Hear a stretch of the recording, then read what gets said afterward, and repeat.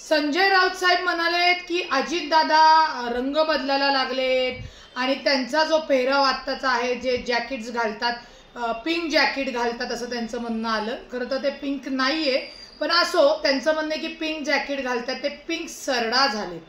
संजय राऊत साहेब, तुम्ही रोज टोमणे देताय, रोज बोलताय, मग तुम्ही टोमना कोब्रा झालेत का हो? ते म्हणतात ना, टोमना किंग कोब्रा, ते तुम्ही झालेला आहात. का सातत्याने तुम्ही माननीय अजितदादांवर बोलताय? जे अजितदादा तुमच्या सोबत होते त्यावेळेला ते खूप चांगले होते, सक्षम होते, काम करणार होते, आणि नंतर जेव्हा त्यांनी महायुतीला पाठिंबा दिला, सातत्याने नुसतं बोलायचं, विरोधक म्हणून काम करत असताना लोकांसाठी काय काम करताय, सत्तेला कुठल्या कामासाठी धारेवर धरतात, याचं एकतरी वक्तव्य आपण करावं. त्याच्यामुळे आमच्या अजितदादांना पिंक सरडा म्हणण्याच्या आधी आपण टोमणे किंग कोब्रा झालेला आहात, हे ध्यानात घ्या संजय राऊत साहेब. लोकसभेच्या निवडणुकीनंतर भावाला बहिणीचं प्रेम आठवलं. बहिणीचं नातं भावाला कधी कळलंच नाही आणि नात्यात आणि व्यवसायात गल्लत झाली, अशा सुप्रियाताई म्हणाल्या.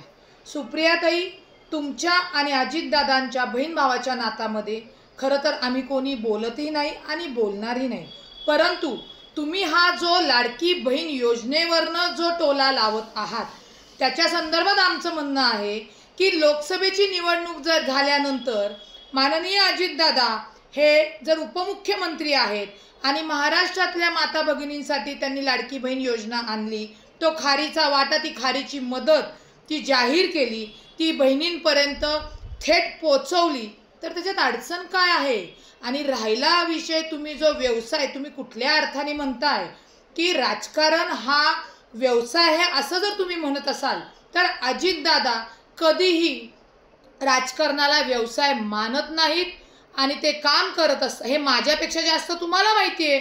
आणि मग अजितदादा काम करत असताना ते काम ते जनतेच्या हिताचं, माता बहिणींच्या हिताचंच करतात, विकासाचं करतात, सर्वांगीण सगळ्यांच्या जो काही शिव फुले आंबेडकरांच्या विचारांशी निगडीत करतात.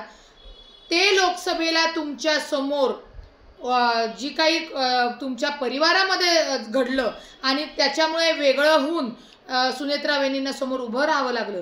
राजकारणात सख्या बहिणी एकमेकींच्या विरोधात राहतात, सख्खे भाऊ एकमेकांच्या विरोधात राहतात, काका पुतण्या एकमेकांच्या विरोधात राहतात.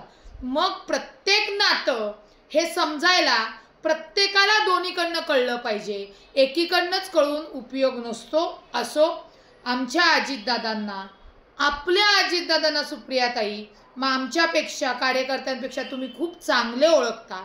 तुम्हीही विरोधक म्हणून जे टोमणे देत आहात, तर अजितदादा कधी टोमण्यांकडं लक्ष देत नाही. त्यांनी जे बोलले ते करून दाखवलं.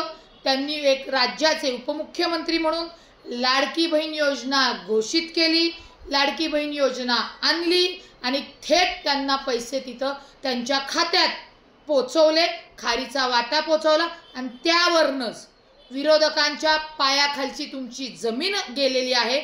म्हणून त्या नैराश्यातनं तुम्ही हे वक्तव्य करत आहात.